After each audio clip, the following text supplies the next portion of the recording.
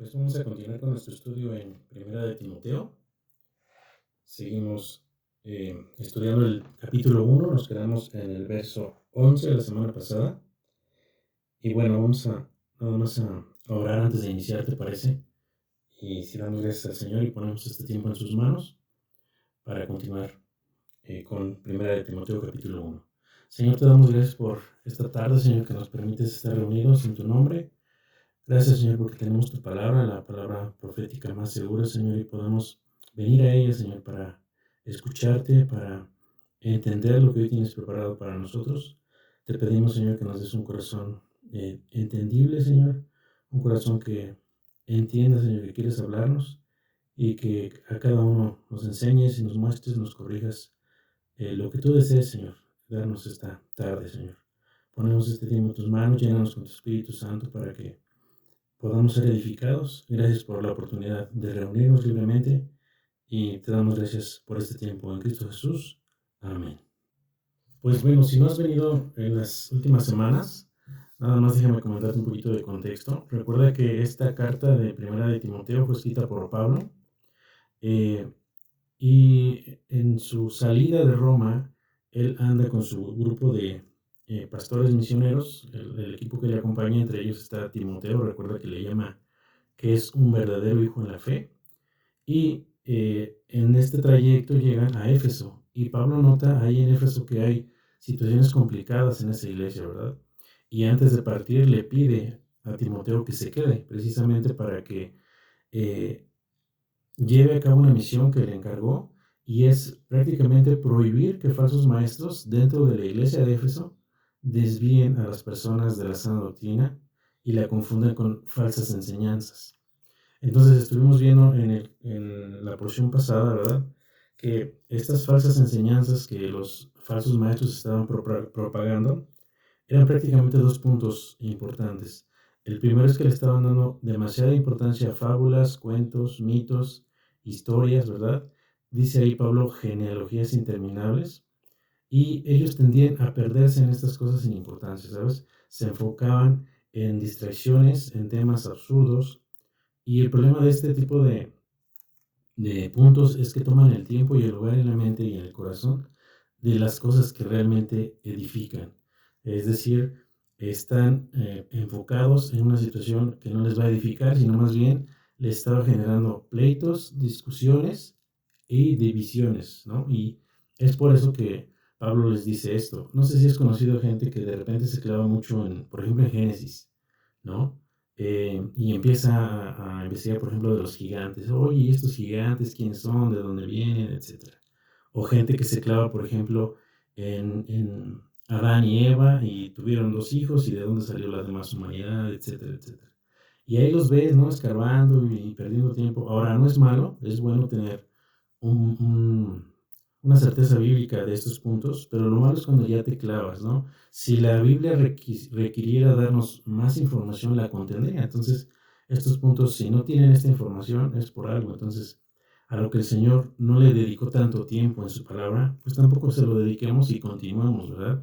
Y estos falsos maestros de Éfeso es lo que estaban haciendo. Y el segundo punto es que le estaban dando demasiado peso e importancia al cumplimiento externo de los mandamientos. Se estaban enfocando mucho en la circuncisión, en la ley, y estaban descuidando la obra interna que el Evangelio debe realizar en las personas, en el corazón. Eh, el Evangelio de la gracia, recuerda, si es plenamente comprendido, siempre se va a confirmar en un cambio en el corazón.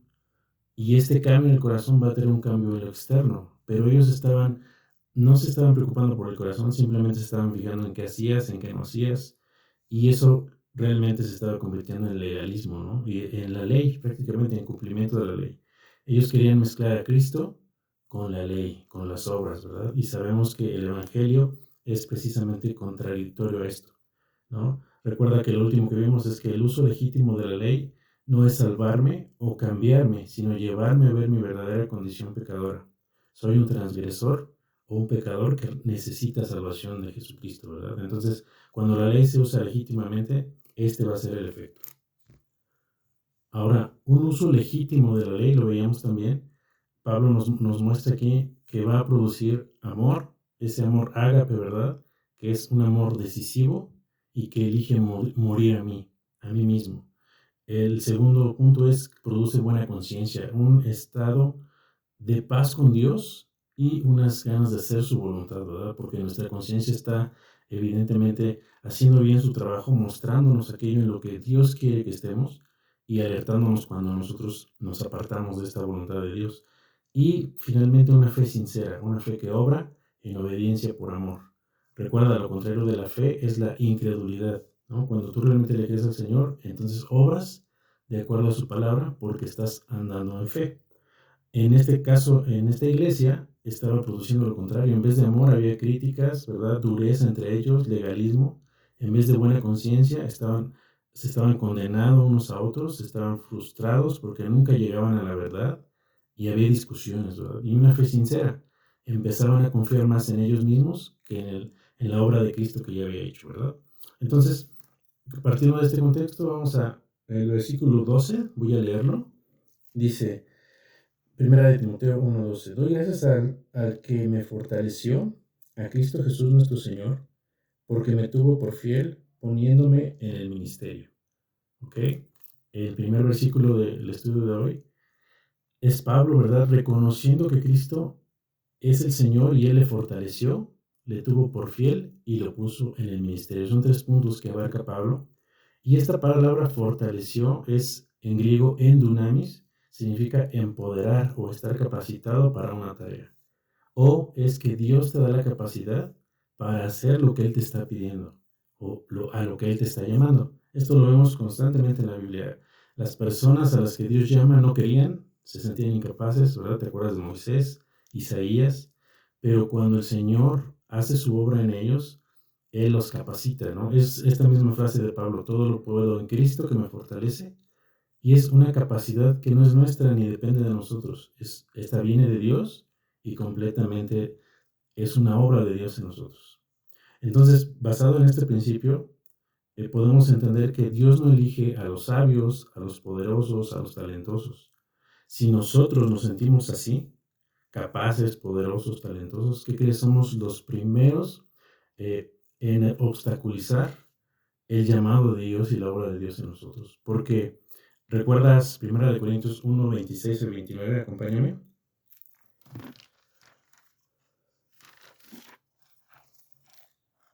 Mira, como Pablo mismo dice: pues mirad, hermanos, vuestra vocación, que no sois muchos sabios según la carne, ni muchos poderosos, ni muchos nobles, sino que lo necio del mundo escogió Dios para avergonzar a los sabios, y lo débil del mundo escogió Dios para avergonzar a lo fuerte. Y lo vil del mundo y lo menospreciado escogió Dios, y lo que no es, para deshacer lo que es, a fin de que nadie se jacte en su presencia. ¿Te das cuenta cómo Pablo le dice a los corintios, dense cuenta que el Señor no ha llamado a eh, sabios, ¿verdad? Poderosos, nobles, sino más bien de lo vil y lo menospreciado, lo que nadie hubiera elegido, ¿verdad? Es lo que el Señor elige. Y este es un principio bíblico. Si queremos ser usados por Dios, Él es quien nos va a capacitar, Él es quien nos va a llamar y vamos a aprender a depender de Él. ¿Te das cuenta? Dios no llama normalmente al capaz, al más capacitado. Él capacita al que llama. Él nos hace aptos. Algo que cuando yo llegué a Semilla me llamó mucho la atención es que Semilla no busca el mejor para hacer las cosas, ¿no? Él está más interesado en el servidor que en el servicio, ¿verdad?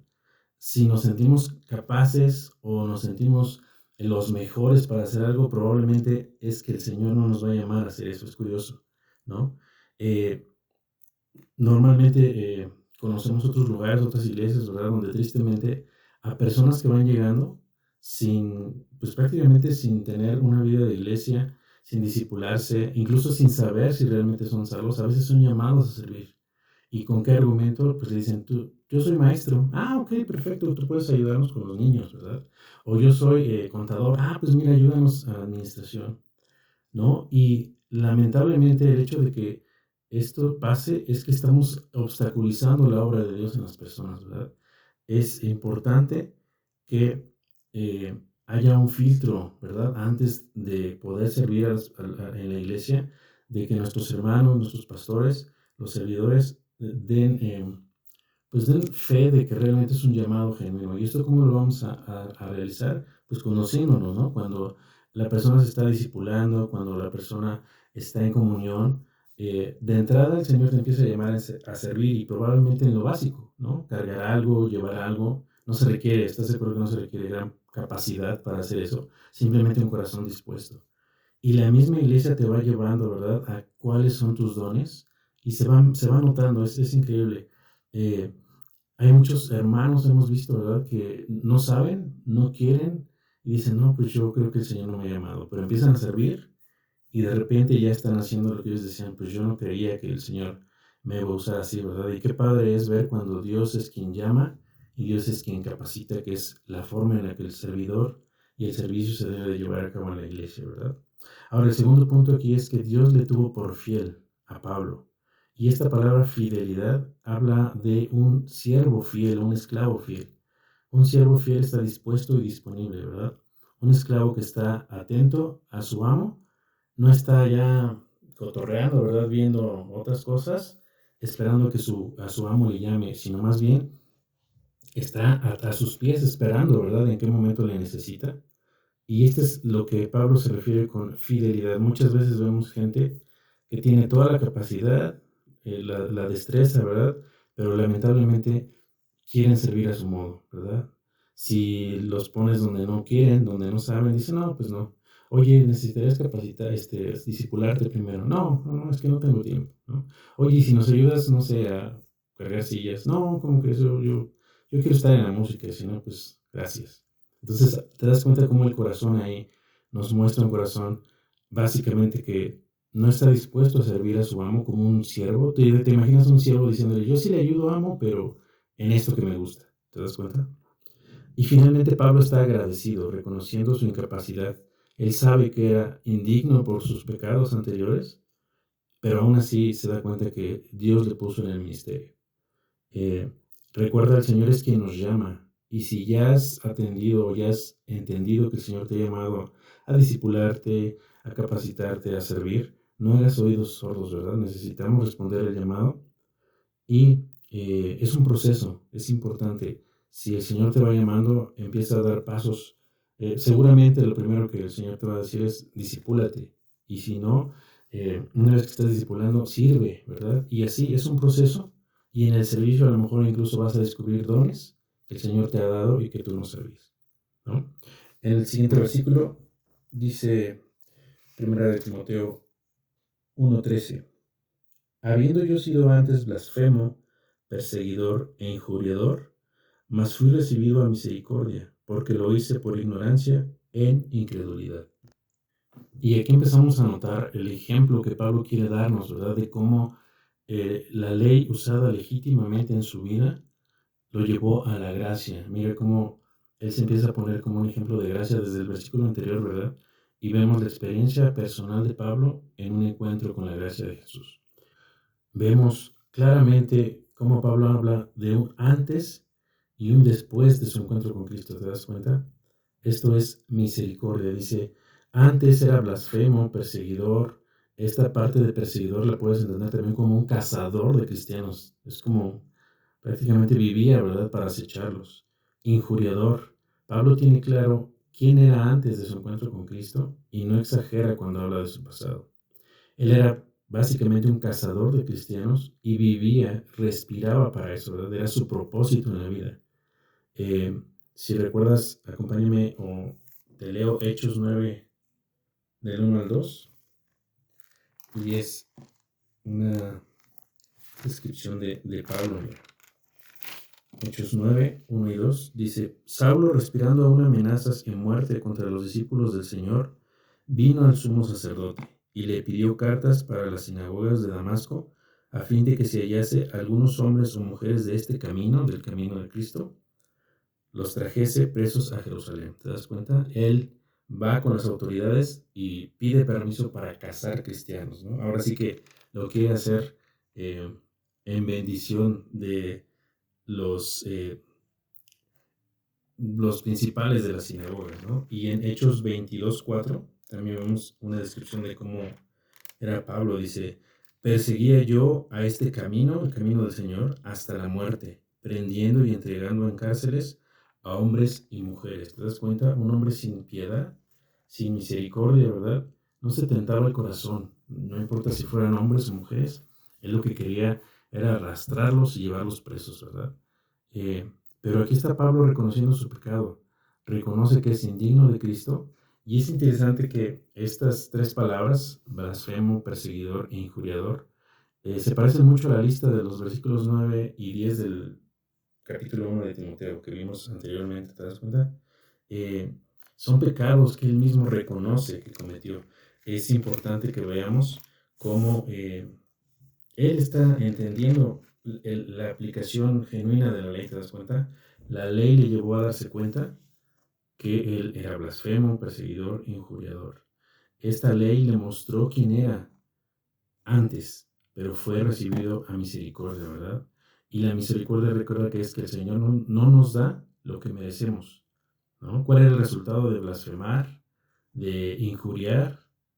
¿Te das cuenta? Era la muerte por apedreamiento. Entonces, Pablo no está recibiendo esto, realmente lo que recibe es un llamado, ¿verdad? Y recibe eh, misericordia. Dice también ahí que lo hizo por ignorancia e incredulidad. Pablo en este caso no se está justificando, solo reconoce su actuar, ¿verdad? A pesar de que él no sabía, ¿verdad? Ignoraba con quién estaba tratando, básicamente. ¿Recuerdas cómo le dice el Señor? Saulo, Saulo, ¿por qué me persigues? Y él también era incrédulo, ¿te das cuenta? Él no creía que Jesús era Dios, que era el Cristo.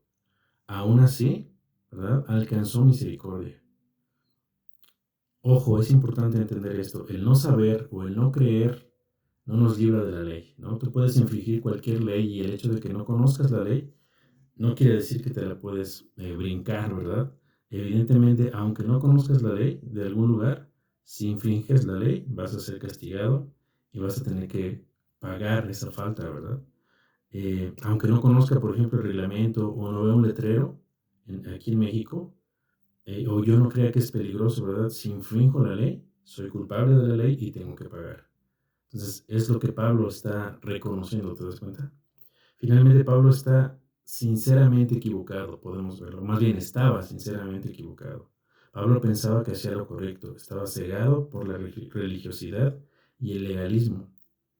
Él no veía su pecado, ¿te das cuenta? Él usaba la ley para matar, para perseguir a cristianos, ¿no? Él veía la ley como un medio para justificarse y para sentirse más santo frente a Dios, ¿te das cuenta? Entre más cristianos capturaba, yo creo que se sentía mejor fariseo, ¿no? Y decía, Dios me va a amar más, ¿no? Porque soy un cazador de cristianos y estoy acabando con estos blasfemos. Y fíjate, si vamos a Filipenses 3, 5 y 6, puedes ver cómo Pablo se describía. Mira, dice Filipenses 3, 5 y 6, circuncidado al octavo día, del linaje de Israel, de la tribu de Benjamín, hebreo de hebreos, en cuanto a la ley, fariseo, en cuanto a celo, perseguidor de la iglesia, en cuanto a la justicia, que es en la carne, perdón, que es en la ley, irreprensible. Pero cuantas cosas eran para mí ganancia, las he estimado como pérdida por amor a Cristo. ¿Te das cuenta? El amor de Cristo hace que se dé cuenta que todo esto era solamente orgullo, ¿verdad? Orgullo religioso. Él quería, pues sí, ganarse el favor de Dios por sus obras. Y es muy claro aquí el ejemplo, ¿verdad? En esta parte de 1 de Timoteo, el versículo 13. Vamos al siguiente versículo. Dice, pero la gracia de nuestro Señor fue más abundante con la fe y el amor que es en Cristo Jesús. Versículo 14. ¿Te das cuenta cómo Pablo empieza a hablar ya de la gracia, sublime gracia? La gracia es cuando Dios te da lo que no mereces. Recuerda, misericordia es no darte lo que mereces y gracia es darte lo que no mereces. Pablo se reconoce pecador, pero donde había juicio o de donde debía haber un juicio para él encontró gracia del Señor. El Evangelio de la Gracia es suficiente para acabar con la vida pasada de Pablo, ¿te das cuenta? Él mismo dice, las cosas viejas pasaron, y aquí todas son hechas nuevas, ¿verdad? Como decía las palabras del Señor, las podemos ver en obra aquí. No hay maldad o pecado que supere la gracia de Cristo. Y esto creo que es un mensaje importante para nosotros, ¿verdad? Cualquiera podría decir que Pablo era el menos digno para ser usado por Dios, ¿verdad? ¿Quién va a amar a un hombre así? ¿Quién va a amar a un hombre sin piedad? La misma iglesia no le creía, ¿recuerdas? Eh, los discípulos, ¿verdad? Los seguidores de Cristo le seguían teniendo miedo y pensaban que estaba mintiendo. Y esto lo puedes ver claramente, por ejemplo, en Hechos 9, del 3 al 14, si me acompañas. En Hechos 9 dice 13 y 14. Entonces Ananías respondió: Señor, he oído de muchos acerca de este hombre. ¿Cuántos males ha hecho a tus santos en Jerusalén? Y aún aquí tiene autoridad de los principales sacerdotes para prender a todos los que invocan tu nombre. ¿Recuerdas que el Señor le dice a Ananías que vaya a buscar a Saulo y que le ore por él, ¿verdad? Y va a abrirse los ojos, etcétera? Pero Ananías dice: oye, ¿en serio me estás mandando a ver a Saulo, verdad? Hemos escuchado cómo es él, ¿verdad? De cruel, que odia a los cristianos y tiene miedo de enfrentarse con Saulo de Tarso. En el mismo capítulo 9, del 26 y 27, vemos cuando Saulo llega a Jerusalén, donde están los otros 12 discípulos, y ve lo que pasa. Cuando llegó a Jerusalén, trataba de juntarse con los discípulos, pero no todos, pero todos le tenían miedo, no creyendo que fuese discípulo. Entonces Bernabé, tomándole, lo trajo a los apóstoles, a los 12, y les contó cómo Saulo había visto en el camino al Señor. No lo creían, te das cuenta, le tenían miedo y no querían juntarse con él, porque sabían su pasado, ¿verdad? Sabía quién era. Y sabes, esto es triste porque podemos ver cómo el pecado acaba con la confianza y con las relaciones entre personas. Es devastador cuando has lastimado, ¿verdad? Has injuriado a personas inocentes, ¿no? Y seguramente has visto o has vivido cómo el pecado lastima relaciones, ¿verdad? Entre padres e hijos, entre esposos, entre hermanos de la iglesia. Y sabes, es difícil volver a tener la confianza y el amor cuando hay pecado y hemos lastimado, ¿verdad? A las personas. Imagínate en la iglesia, si había o no personas que habían perdido familiares queridos, seres queridos o hermanos queridos por las actitudes de Pablo y sus, digamos, sus compañeros, ¿no? Entonces, evidentemente había resentimiento, ¿verdad? No era fácil poder aceptar a Pablo como un creyente, pero vemos cómo la gracia de Dios tiene el poder de levantar al pecador más vil solo por gracia, y el Señor puede restaurar a las personas y a las relaciones. El glorioso evangelio de Dios toma al hombre más malvado de Jerusalén y lo convierte en el evangelista más grande del mundo, de todos los tiempos. ¿Puedes darte cuenta?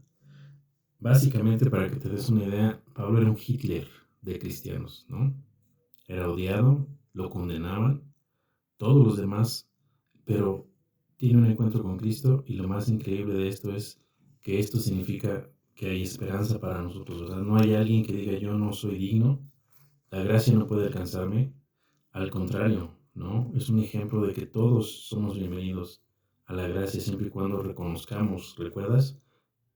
Con la ley que somos pecadores y que necesitamos un Salvador.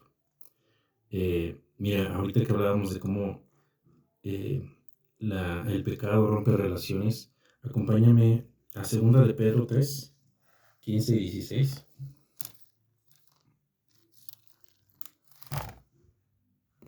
Segunda de Pedro 3, 15 y 16 es Pablo, perdón, es el apóstol Pedro hablando de Pablo, mira.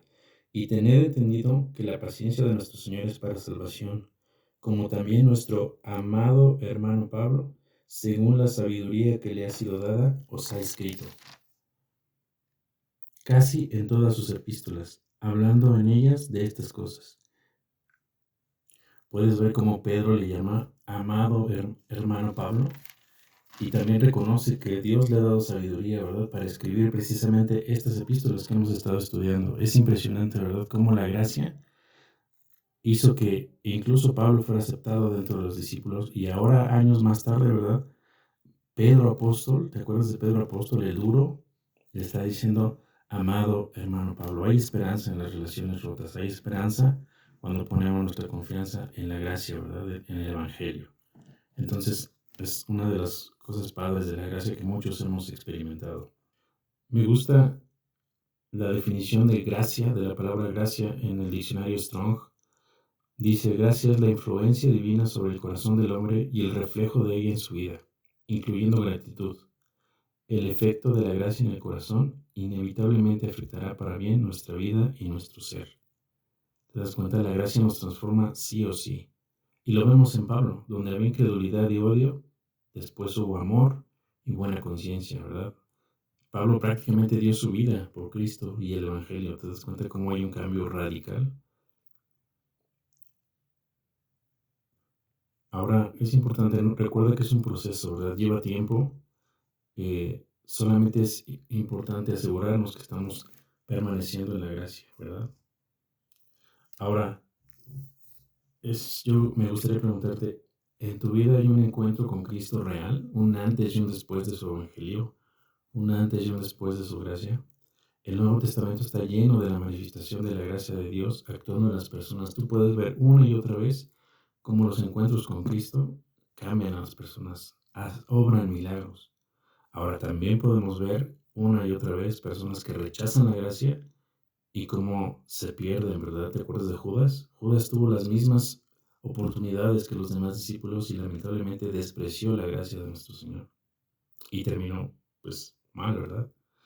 El glorioso evangelio de la gracia de Jesucristo transforma vidas. ¿Recuerdas? Es poder para salvación a todo aquel que cree. Por eso es importante predicar la gracia del evangelio. Una iglesia que no predica la gracia es una desgracia.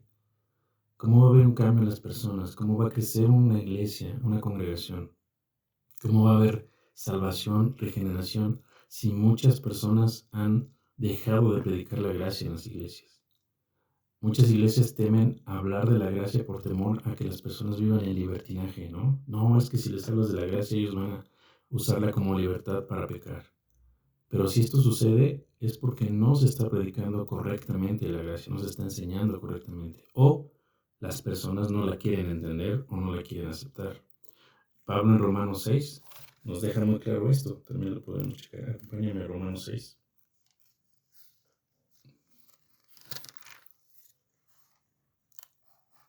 Dice desde el 5:21, para que así como el pecado reinó para muerte, así también la gracia reine por la justicia para vida eterna mediante Cristo, Señor nuestro.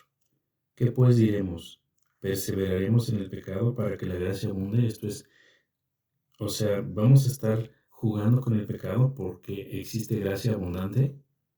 En ninguna manera, dice, porque los que hemos muerto al pecado, ¿cómo viviremos aún en él? ¿Te das cuenta? Ya no tenemos una naturaleza pecadora que nos puede ganar si estamos fortalecidos en Cristo. Esta es la diferencia entre el creyente y el no creyente, ¿verdad? El creyente ya no vive en pecado, peca, pero acude a su Señor continuamente para ser renovado, para ser perdonado, para ser transformado. Pero el no creyente insiste en vivir en pecado y se deleita en esto. ¿Te das cuenta? Entonces, es importante que si estamos muertos al pecado, sería una contradicción, ¿verdad? Seguir pecando. Es un encuentro, en un encuentro con Cristo debe de haber un efecto. Y si no hay un efecto de cambio, entonces no es un encuentro genuino. ¿Te das cuenta? ¿Podemos tener un encuentro con Cristo y seguir siendo iguales? Como que no es lógico, ¿te das cuenta? Ahora, lo contrario a la gracia es el legalismo, ¿verdad? Cuando yo abrazo el legalismo o el libertinaje, que son los dos extremos de rechazar la gracia, me estoy soltando de la gracia y quien desecha la gracia y la misericordia de Cristo no tiene más esperanza. ¿Te das cuenta? ¿Qué más puede hacer Dios por ti? ¿Qué más puede hacer Dios por mí? Si ya entregó a su Hijo, ya nos hizo salvos, nos libró de la muerte, del pecado, nos dio vida eterna, ¿qué más queremos? Y si esto no alcanza, ¿verdad?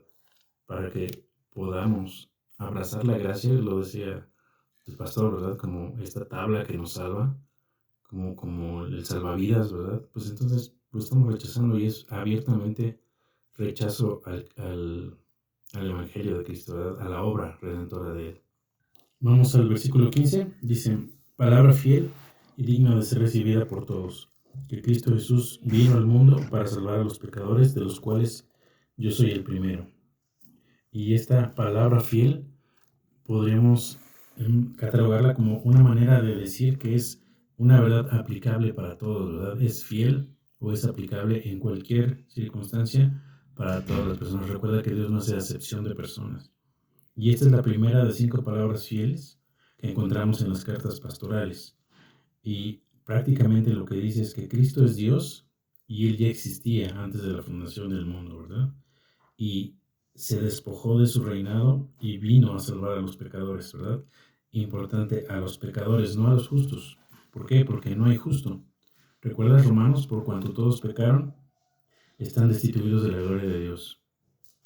Más bien, habla a los que se creen justos, ¿verdad? Y que usan ilegítimamente la ley para justificarse por sus obras.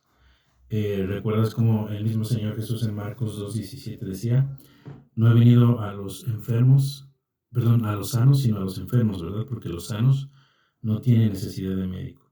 Ahora, aquí el punto es que realmente lo que el Señor está diciendo es, he venido a los que se han reconocido que requieren un Salvador, ¿no? Y es lo que aquí dice Pablo, ¿verdad? Esta palabra es fiel y digna de ser recibida por todos. Cristo Jesús vino al mundo a salvar a los pecadores. Ahora, el peligro de mezclar las dos cosas, la justificación por obras y la gracia, es importante, porque es lo que estaban haciendo, ¿recuerdas? Los de Éfeso querían o predicaban a Cristo más obras, ¿verdad? La circuncisión y este tipo de situaciones, pero la realidad es que son contrarias. La doctrina de los falsos maestros decía, tienes que creer en Cristo más circuncisión, más los 10 mandamientos, etcétera, ¿verdad? Los días festivos, etcétera. Pero quien opta por vivir bajo su propia justicia no puede vivir en la gracia, ¿te das cuenta? Algo curioso pasa con los evangélicos, no sé si lo has visto, y la gracia en algunos sectores. Muchas veces llegan con los no creyentes, ¿no? A predicar, a compartir, y les ofrecen gracia, ¿te has dado cuenta? Y te venden algo así como, ven a Cristo, Él te va a ayudar, Él te va a salvar, Él va a resolver todos tus problemas, te va a hacer feliz, va a desaparecer tus preocupaciones, tus enfermedades. Así llegamos, ¿verdad? Y cuando aceptan y les interesan y ellos vienen, ahora les caemos con la ley, ¿verdad? Ok, entonces ya aceptaste a Cristo, ahora eres cristiano, entonces ya no debes mentir, ya no debes tomar, ya no debes decir groserías, córtate el cabello, vístete decente, ¿te das cuenta? Y el Evangelio no es esto, el Evangelio es al revés. Lo primero que necesitamos es requerir la ley para saber que somos pecadores. Necesitamos a Cristo y entonces por nuestra necesidad acudimos a Él. Con dos preguntas, las dos preguntas de Pablo, ¿te acuerdas? ¿Quién eres, Señor? Le quiero conocer, quiero saber más de Él, quiero saber más de su amor, de su gracia, porque la he entendido. Y cuando la he entendido, entonces quiero conocer a ese Dios que tanto me ama. Y la segunda pregunta es, ¿qué quieres que yo haga? Estas preguntas las puedes ver en Hechos 9, que son las que Pablo hace, ¿verdad? Después de su encuentro con el Señor. Y le pregunta, ¿qué quieres que yo haga? O sea, me pongo a su servicio y a su voluntad. Y esto es una relación con el Señor.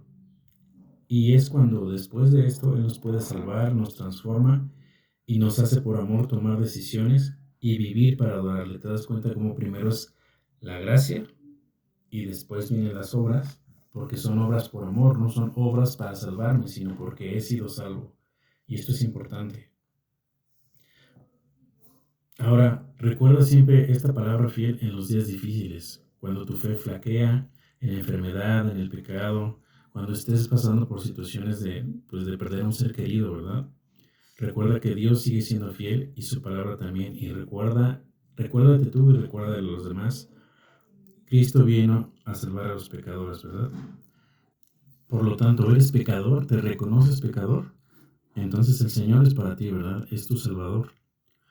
Por eso es que estas personas que dicen, bueno, si a ti te funcionó Cristo y te funciona lo de la iglesia, bien por ti, ¿verdad?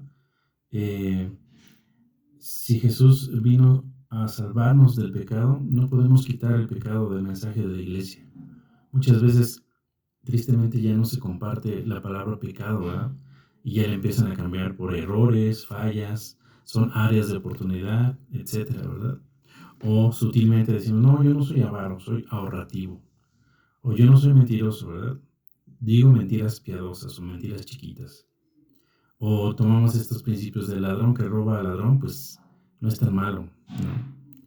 Y es importante no dejar de predicar el pecado. para ser empáticos. A veces decimos, no, es que las personas se van a ofender, ¿no? Si les hablamos del pecado, si les hablamos de que ofenden a Dios, pero realmente ese es el Evangelio. ¿Cómo pueden darse cuenta de su pecado si no les compartimos? ¿Verdad que todos somos pecadores? ¿Recuerdas al Señor Jesús cuando después de predicar la gente le deja de seguir? Dice ahí, muchos de sus seguidores ya no le seguían, ¿verdad? Porque se ofendieron. Y les pregunta, ¿verdad? ¿Esto les ofende? ¿No? Y la gente no lo comprende, no lo acepta y se va. Y dice ahí la palabra, muchos dejaron de seguirle. Y en esa misma escena después voltea a los discípulos y les pregunta a ellos también, ¿ustedes también quieren irse? ¿No? Uno pensaría que les diría, qué bueno que se quedaron, ¿no? Qué bueno que cuento con ustedes. Pero el mismo Señor los confronta y les dice, ¿ustedes también quieren irse? Y recuerdas las palabras increíbles que Pedro contestan, ¿a quién iremos, Señor, si solo tú tienes palabras de vida eterna? Y es importante también esta parte de yo soy el primero. Pablo se reconoce, ¿verdad? Como el primer pecador. Ahora, algo sucede interesante con Pablo. Que si recuerdas, por ejemplo, en 1 Corintios 15:9, él se automenciona como el más pequeño o el más insignificante de los apóstoles. Él mismo dice, no soy digno de ser llamado apóstol. Pero más adelante en Efesios 3:8, ahora dice, soy menos que el más pequeño de todos los santos. ¿Te das cuenta cómo primero se consideraba un apóstol? Después dice que ya nada más es parte de los santos. Y termina aquí en Timoteo diciendo, soy el primero de los pecadores. ¿Qué vemos en Pablo, verdad?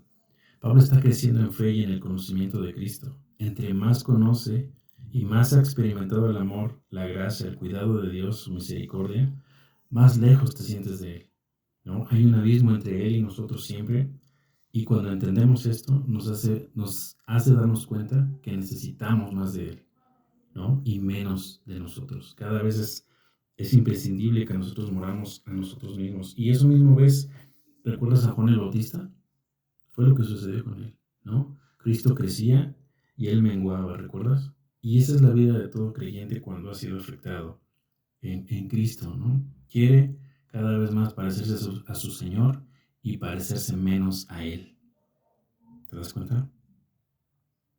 Versículo 16 dice, pero por esto fui recibido a misericordia, para que Jesucristo mostrase en mí el primero toda su clemencia, para ejemplo de los que habían de creer en Él para vida eterna. Y aquí te das cuenta, ¿no? Pablo es un ejemplo de lo que el Señor puede hacer con su evangelio. En cierta manera, esta debería ser nuestra historia, ¿te das cuenta? Quienes hemos tenido un encuentro con Cristo y una vida transformada, debemos por inercia vivir para servirle y amarle, ¿no? Esta palabra clemencia la puedes traducir también como paciencia, y es una pasión prolongada que espera lo suficiente antes de expresar el enojo. ¿Te das cuenta? ¿Recuerdas cómo el Señor, a pesar de todo, fue paciente con Pablo? Y finalmente, esa misma gracia y esa misma paciencia está vigente ahora mismo para quien quiera recibirla, ¿no? Este dice, para ser ejemplo, en griego es un sinónimo, es de prototipo, ¿no? Un boceto para imitar. Y aquí es donde podemos nosotros descansar. Si salvó a Pablo y le usa, entonces todos tenemos esperanza. No hay quien pueda estar lejos de la gracia, ¿te das cuenta? Lo mismo aplica para ti, para mí. Aquí no aplica eso de que es que Cristo no es para mí. Eso más bien es menospreciar la gracia y darle la espalda a Dios, ¿te das cuenta? Y decir, ¿sabes qué? Yo prefiero seguir con mis pecados. Así estoy bien, ¿no? Y sabes, el Señor no te va a obligar. Él siempre te da libertad de elegirlo o rechazarlo. Finalmente recuerda que Él no manda a nadie al infierno, ¿verdad? Uno decide a dónde quiere ir. Pero cuando has entendido la gracia y la rechazas, lo más peligroso es que tu corazón se pueda endurecer y finalmente rechazar al Señor, ¿no? No olvides esto porque el Señor no te va a obligar, ¿verdad? Si tú rechazas la gracia y el sacrificio de Jesús, la verdad es que no hay más esperanza, ¿verdad? No hay más que hacer. ¿Qué más puede hacer Dios para rescatarnos? Por eso, si te reconoces pecador y en necesidad de un Salvador, hoy mismo podemos creer para vida eterna. Lo hizo con Pablo, lo hizo conmigo personalmente, Y lo ha hecho con muchos de los hermanos que están aquí hoy reunidos. Tú puedes preguntarles. Y sabes, probablemente tengas más oportunidades más adelante, ¿verdad? No quiero asustarte ni decirte es la última oportunidad. Estadísticamente, probabilísticamente, es cierto que puedes más adelante tener la oportunidad de aceptar al Señor, pero ¿para qué desperdiciar esta? Debes de reconocer que también hay una posibilidad pequeña de que no haya más chance, ¿verdad? Entonces, si el Señor te está hablando, no lo dejes ahí, ¿verdad? Responde, ¿verdad? A su amor y a su gracia. Y finalmente, en el verso 17, Pablo termina alabando al Señor y dice, por tanto, al Rey de los siglos, inmortal, invisible, al único y sabio Dios, sea honor y gloria por los siglos de los siglos. Amén. ¿Sabes? Cuando ves una vida transformada por la gracia, cuando eres capaz de entender que existe en tu vida un antes y un después de Cristo, no hay otra reacción más que caer rendido en adoración a Dios por su obra en tu vida. Por eso el hecho de que a alguna persona le cueste trabajo alabar al Señor, cantarle, de repente llama la atención, ¿no? ¿No has visto gente que pues está sin cantar, sin alabar, sin levantar las manos? ¿Sabes? No tiene que ver con el carácter, más bien tiene que ver con la actitud del corazón.